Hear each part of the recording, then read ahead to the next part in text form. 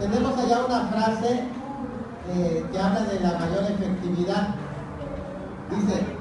Dice de esta manera: en las escuelas donde los profesores enseñan con métodos, técnicas y estrategias, donde se enseña con métodos, técnicas y estrategias, dice, en las escuelas donde se enseña con métodos, técnicas y estrategias, los alumnos, dice que los alumnos aprenden 30% arriba de los que solo usan procedimientos. Aquellos que solamente organizan su clase y tienen ciertos procedimientos, pero no tienen métodos, técnicas y estrategias. Están 30% abajo el conocimiento o el aprendizaje, no solo conocimiento, sino el aprendizaje de los alumnos. Vamos a poner en la segunda imagen los métodos en general que vamos a ver ahorita. Los métodos tienen estas características que ustedes pueden ver aquí en la pantalla. Vean, allá el hermanito, ¿cómo le quieren poner? Pepito, Juanito, nos está enseñando que los métodos tienen estas características. Primero, los métodos, recuerden que lo hemos dicho, son el conjunto de las técnicas. Eso ya nos quedó claro.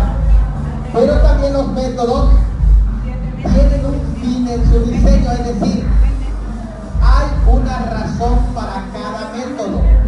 No todos los métodos se usan para el mismo fin.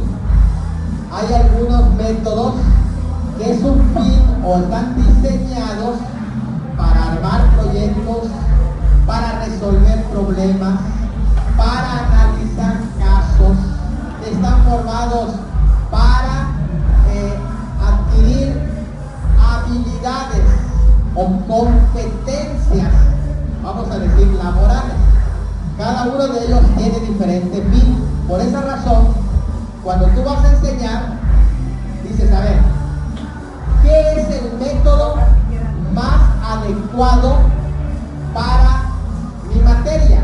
Para que yo imparta esta materia, ¿cuál es el método más adecuado? Porque ese método tiene un fin. Luego, también los métodos que dicen 3. Exacto. Todos los métodos, usted no va a inventar nada. Los métodos básicamente son activos que están fijos de cómo se tienen que realizar. Tienen sus estándares, tienen sus bases, ya están elaborados. Lo que vas a seguir es paso a paso cómo se va desarrollando el método. Luego, los métodos también son prescriptivos, una programación lógica, es decir, están programados de modo que van a llevarse en ese orden como lo dicta el método. Son algorítmicos. ¿Qué significa algorítmicos? El algoritmo, oiga esto, el algoritmo es algo que está programado. Por ejemplo, ¿cuántos de ustedes han visto que si usted dice, quiero comer pizza, le dice a sus hijos, y entonces abre su Face y empiezan los anuncios de qué? De pizza. Eso es el algoritmo. Y ahora, oiga bien, hasta tus facciones de la cara te las lee. Si necesitas azúcar, te aparece el anuncio de la coca. Si necesitas, sí, o está baja la presión, empiezan a buscarte aparatos para que controlen la presión. Todos, o sea, ya no como que te están leyendo la mente, pero es el algoritmo de la IA, de la inteligencia. Ese algoritmo está programado para actuar automáticamente. Los métodos son algorítmicos, están programados automáticamente. Los alumnos, excepto lo que voy a decir, excepto casos de alumnos que son genios o que cuentan con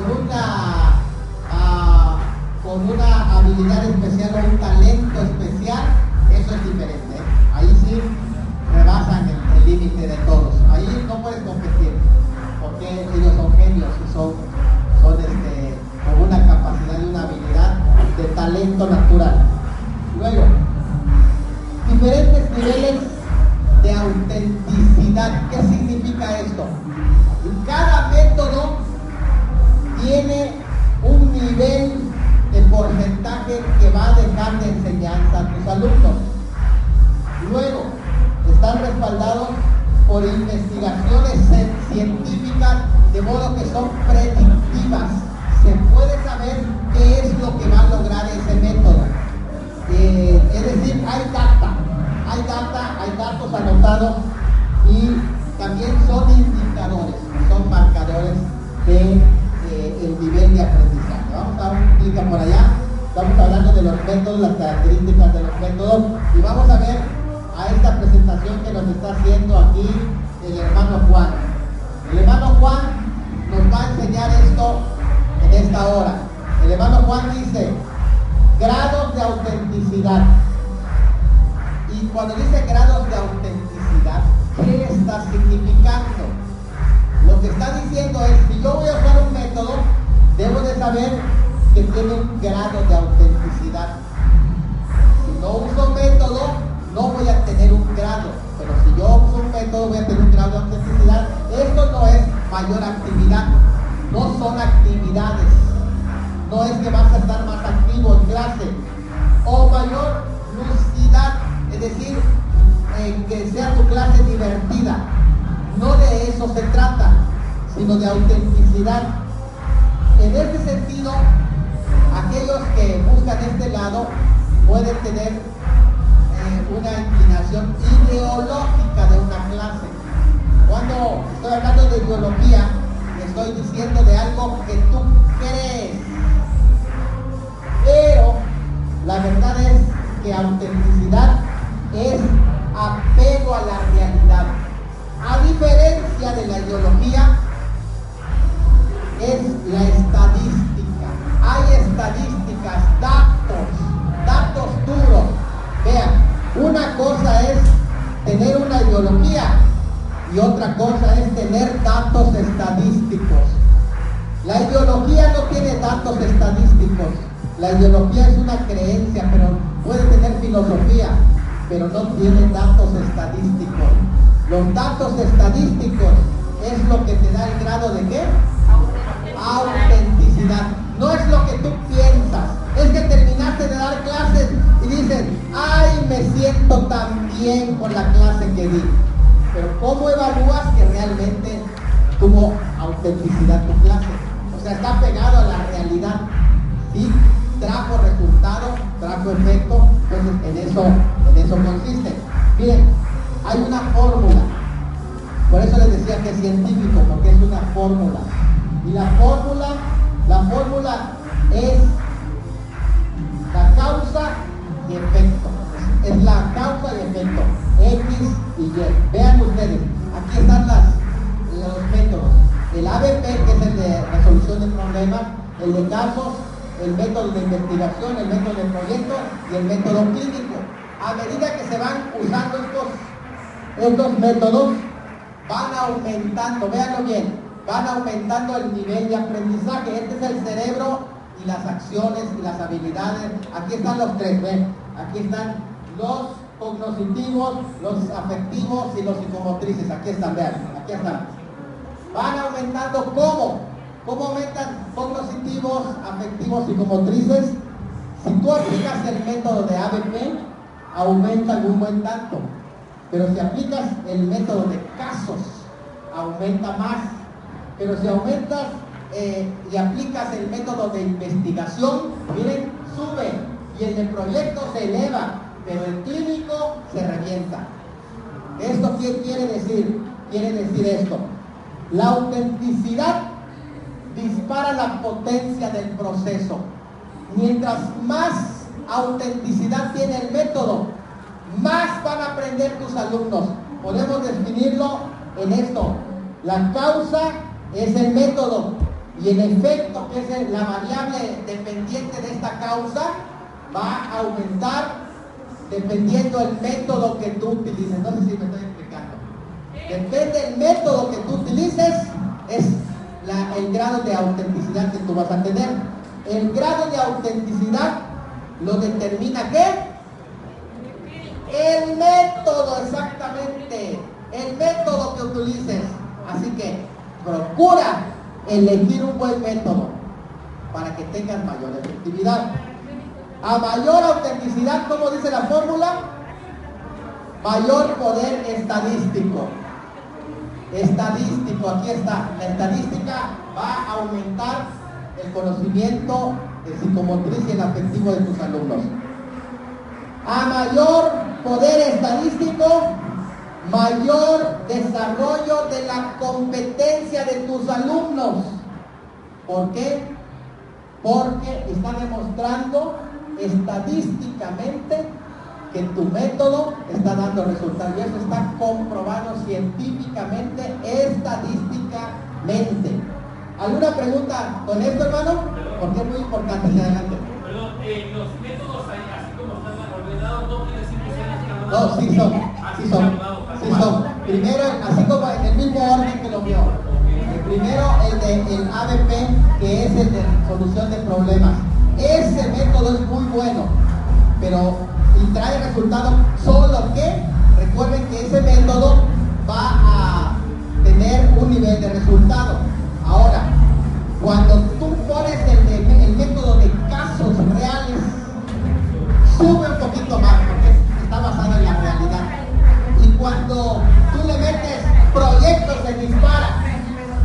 Pero si metes el método clínico, olvídate, vas a tener mayor capacidad o, ¿cómo le llama esa mayor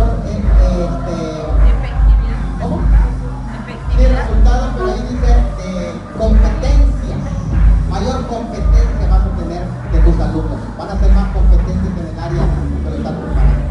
Vean, vamos a la otra imagen que aparece es esta. Muy bien, gracias. Uso y finalidad de los métodos. Aquí es muy importante. Para elegir tu método, piensa en esto. El ABP, que es el método de basado en problemas, para elegir tu método, ¿cuándo lo vas a elegir? ¿Cuándo? A ver, léalo, Recio. Muy bien. Se vale este método cuando tú quieres que hay un problema que el estudiante va a resolver. Entonces, ¿qué materias pueden entrar en el método de aprendizaje basado en problemas? Por ejemplo, teología ministerial o teología pastoral o teología o psicología pastoral. Psicología pastoral, dices, a ver, alumnos, van a traerme esta. Una pareja de hermanos se está divorciando. La causa es infidelidad de una de las partes. ¿Qué vienen a pedir consejería? ¿Qué es lo que se va a hacer? Entonces, él va a aplicar el método de aprendizaje basado en ¿qué? En problemas. Y ahí va a entrar a buscar, a investigar qué dice la Biblia, qué dicen los consejeros, todo, hasta llegar a una solución. Y en las clases van a ir llevando la teología ministerial para aplicar ese tema, ¿no? Ahora, el de casos, ¿para qué es casos? ¿Para qué? Mira, para analizar evidencias, ¿qué quiere decir esto? Te presentan un documento. Aquí está, el credo de los apóstoles. Muy bien, ahí dice que el Señor murió y fue a los infiernos. A ver, aquí está el documento. Analicen por qué dice que fue a los infiernos. Aquí está el documento, analícenlo. En el caso, es un caso real. Es un credo que vas a decir un documento, porque puede ser un documento, puede ser algo real. Por ejemplo, vamos a analizar la caída del muro de Berlín. Es un caso. Y vamos a analizarlo, ese caso. ¿Cuál es tu perspectiva sobre la caída? ¿Qué importancia tiene en la historia de la iglesia la caída del muro de Berlín? Que entra ya en la edad posmoderna después, ¿no? Entonces, eso es importantísimo. Entonces, analizar toda esa causística. Bueno, este caso, no causística, caso, porque es otra cosa la causística. Se me fue el el de investigación, para dominar el método científico. ¿En dónde lo puedo aplicar? A ver.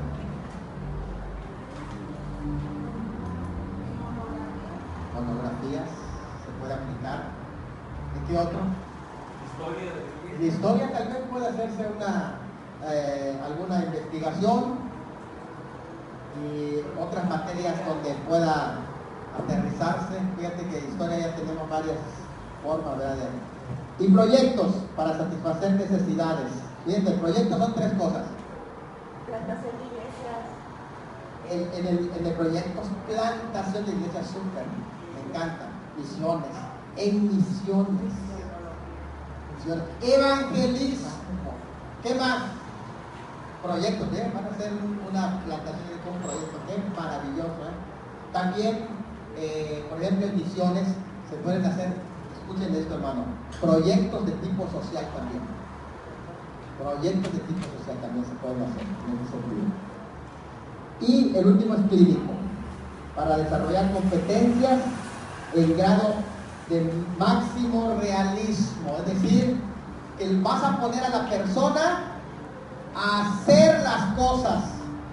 No es que me contaron que cuando se va a las misiones, no, es que va a ir allá.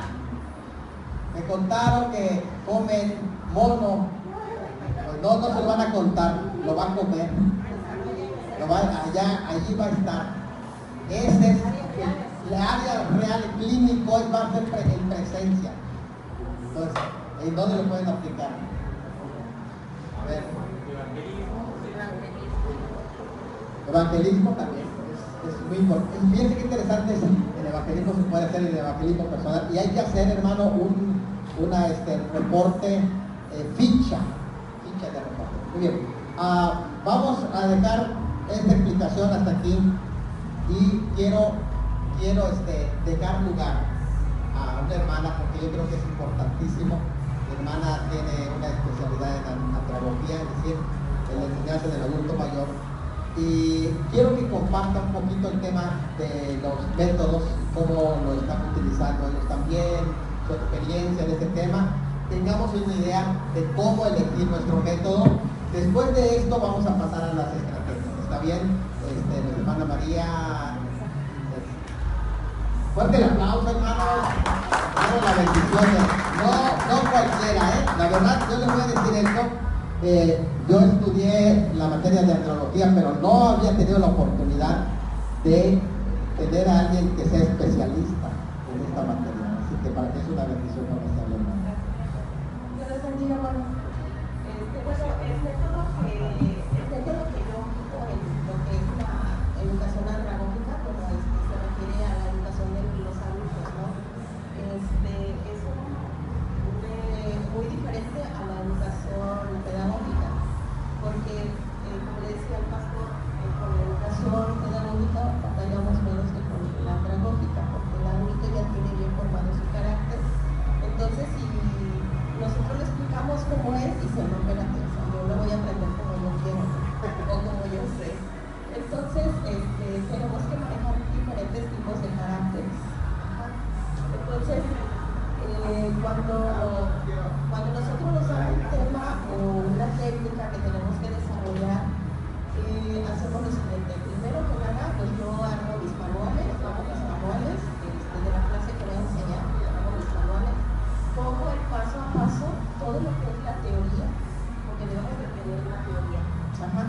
Después de la teoría, yo les voy a dar, por ejemplo, una lista de material o de lo que van a necesitar para que llevemos a cabo esa materia, ¿no? Que concluyamos.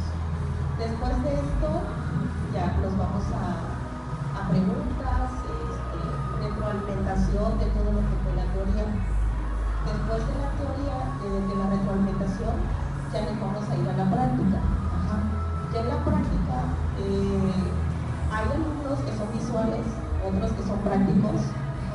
Entonces, todos tenemos una diferente manera de aprender. En lo personal, yo, por ejemplo, cuando estoy estudiando aquí, estoy viendo, pero yo estoy anotando. Para mí es muy importante llevar apuntes de todo, por más que porque pues ahorita ya tengo tanto, ¿verdad? Entonces, hacemos, yo anoto, siempre anoto, como fotos anoto y estudio y anoto y hay otras personas que no nada más con ver hacen las cosas. Entonces, de ahí que nos vamos a la práctica, desarrollamos el tema que vamos a hacer o la técnica. Después de desarrollar la técnica, volvemos a hacer un tipo de retroalimentación de todo lo que vimos durante la técnica, ¿no? El desarrollo.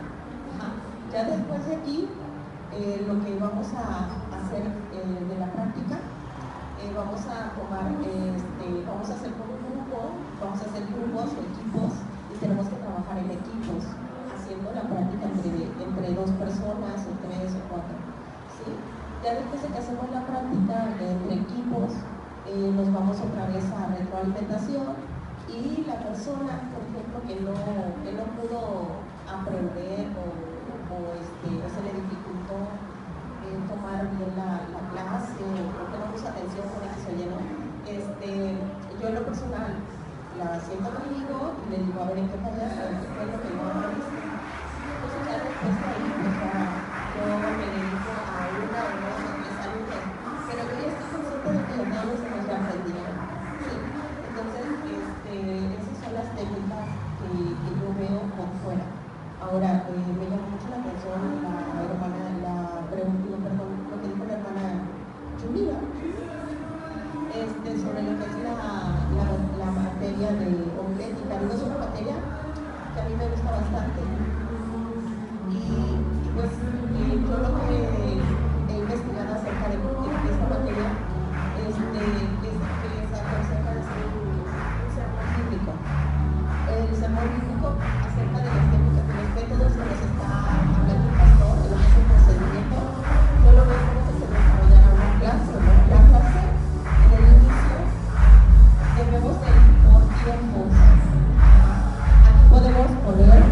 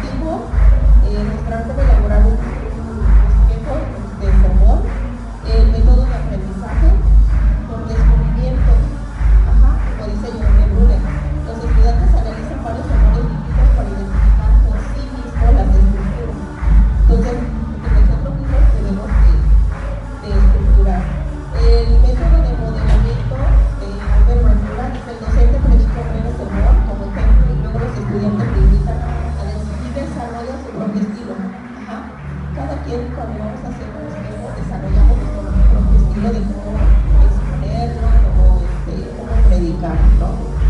De ahí pues vamos con el método colaborativo. Los estudiantes trabajan en grupo para preparar un sermón. El método práctico, cada estudiante expone el sermón y recibe retroalimentación. Eso es lo que les explicaba al principio. Pero después de cada aprendizaje tenemos que tener retroalimentación. Por último, las estrategias de enseñar, motivar con una pregunta inicial, relacionar la teoría con la práctica, analizar los ejemplos bíblicos, promover la participación activa, fomentar el trabajo colaborativo y utilizar preguntas de reflexión. Volvemos a la retroalimentación inmediata, evaluar mediante la práctica de predicación. Volvemos a lo que es el médico clínico. ¿Sí? De aquí, pues el resultado esperado que debemos de tener es que al finalizar la clase el estudiante será capaz de explicar qué es la homilética, identificar las partes de un sermón, elaborar un objeto bíblico, presentar un sermón con claridad, orden y aplicación de práctica. Esto mismo se puede adaptar a un instituto bíblico, a una escuela dominical o un seminario. Yo al principio tuve mucho problema con la homilética, porque si son varias partes para realizar un sermón, a veces me decían, no, es que no lo hagas completo. A mí me enseñaron así, ¿no? Pero eso es más que nada, la verdad, porque ya uno debe de adoptar su propio estilo para compartir un sermón o hacer un consejo. Espero que sea de ayuda. Gracias. Fuerte el aplauso. Muy amable, a veces un poquito con el ruido, pero creo que ha sido una buena aportación que nos ha dado la hermana. Es muy importante entonces ya haber ubicado los métodos. Dentro de los métodos vimos los 5 métodos de mayor autenticidad, es decir, más apegados a la realidad, comprobados con resultados estadísticos y científicos. Ahí podríamos avanzar hacia los métodos, por ejemplo, vamos a darle un clic para la próxima diapositiva. Por ejemplo, este es el ABP. Lo que yo les decía es, miren, cada uno de los métodos tiene sus características. No las vamos a ver tampoco, pero sí ustedes más o menos tengan la idea, vayan a introducirse un poquito más, tal vez en otra ocasión se vaya profundizando en métodos, pero este es el ABP, el método de aprendizaje. Vean por qué es el ABP, de aprendizaje basado en problemas. Problema es un conjunto de datos con un conjunto de dificultades en un contexto expresado en una oración o en un párrafo, y los alumnos tienen que trabajar sobre ese párrafo que el maestro elabora. El maestro no es solo un facilitador, no, es maestro, es el profesor y es especialista en la didáctica. Ese es el maestro. No, eso no existe de que es solamente un facilitador. No, es el maestro y tiene que hacer que las variantes dependientes que dependen de su trabajo puedan tener eficacia. ¿Por qué? Porque esto no pasa en los casos de ningún. Por ejemplo, no dice, a ver, que vayas a consultar con el doctor y que diga, no, yo no soy doctor, soy un facilitador de medicina. Eso no existe. Ahí viene con el ingeniero, a ver, soy ingeniero, no soy ingeniero, soy facilitador de la construcción. No, es el experto. Tú no eres un facilitador como algunos piensan que es, no, tú eres el profesor y tienes que guiar a tu clase para que las variantes que dependen de ti puedan tener ese resultado. Vean, en el ABP hay 4 tipos de problemas: búsqueda de explicación, búsqueda de hechos, problemas morales. Ahora ya se incluyen los problemas morales en el tema de que ya incluyen las humanitarias. Entonces los problemas humanitarios y estrategias. Todo eso para resolución de un problema. Tú tienes que especificar, por ejemplo, tú vas a presentar el problema, pero tienes que explicar qué es exacta la pregunta, una sola pregunta que ellos van a buscar. Esa sola pregunta es la que van a resolver, no 10, no 2, es una sola. Por ejemplo, ¿por qué actuó en este caso el pastor en base a esto? Que dice el reglamento, no sé. Ya ponen ustedes la pregunta y ellos tienen que resolver, dar resolución a ese problema. Vean las partes del ABP, del aprendizaje basado en problemas. Son 7. Estos pasos se dan así, no se le aumentan ni se le quitan. Son 7 pasos que tú vas a llevar en ese método cuando lo apliques. No hay más. 7 pasos.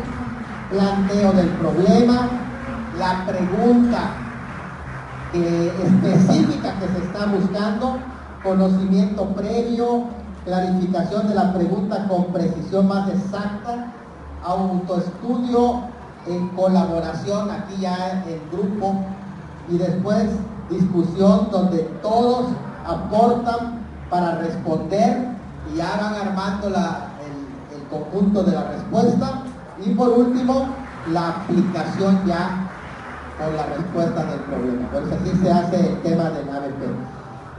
Luego hay el otro método, vamos a darlo pero así muy rápido, no lo vamos a poner así como si fuéramos a explicar. En este caso, por ejemplo, en el caso de casos, la única diferencia con casos, bueno, aparte de que son los pasos, en casos, es en casos lo que se toman son casos reales, a diferencia del problema. En el problema no son casos reales.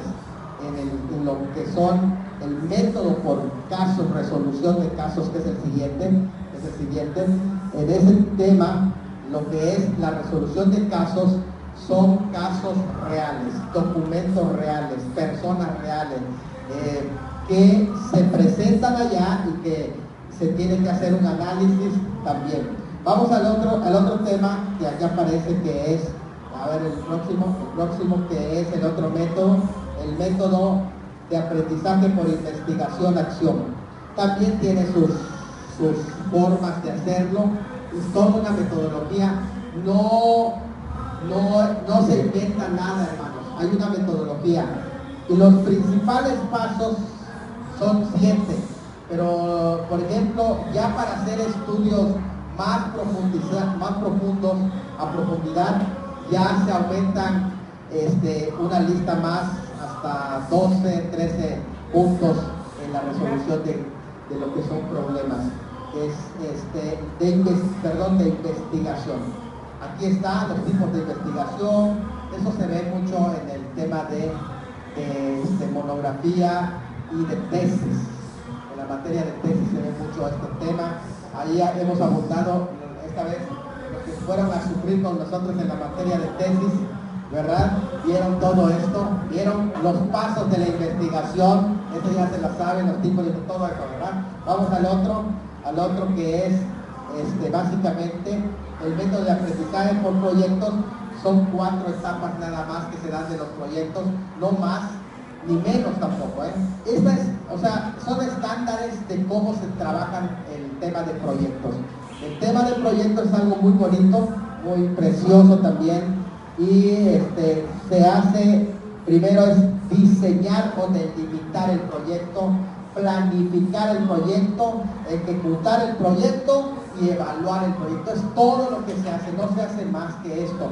Y el profesor va a poner un diagrama cronometrado, es decir, con fechas de cuándo se va a diseñar, cuándo se va a planificar, cuándo se va a ejecutar y cuándo se va a evaluar. Todo eso se va haciendo en el tema de proyectos. Y vamos a poner el último, que es el método de clínico.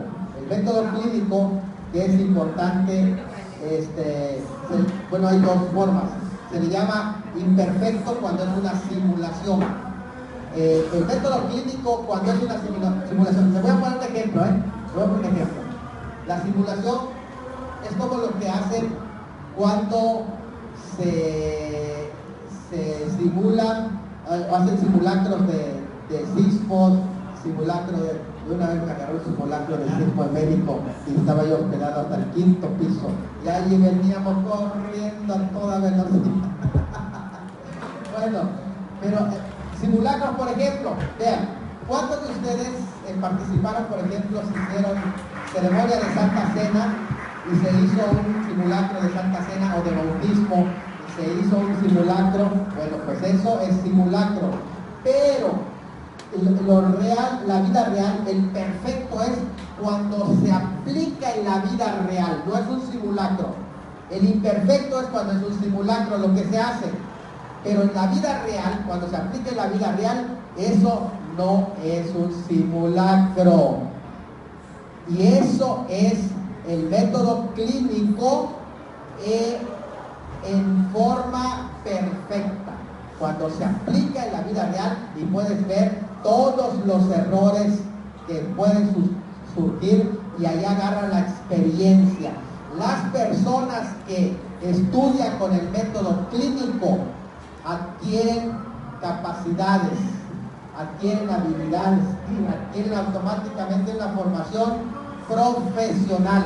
Lo que se le conoce, aunque por ejemplo aquí en México yo vi que estaban aplicando el tema de las ¿cómo le llamaban esto? No las capacidades, las competencias, pero realmente las competencias no se dan dentro de los niveles de primaria ni de secundaria.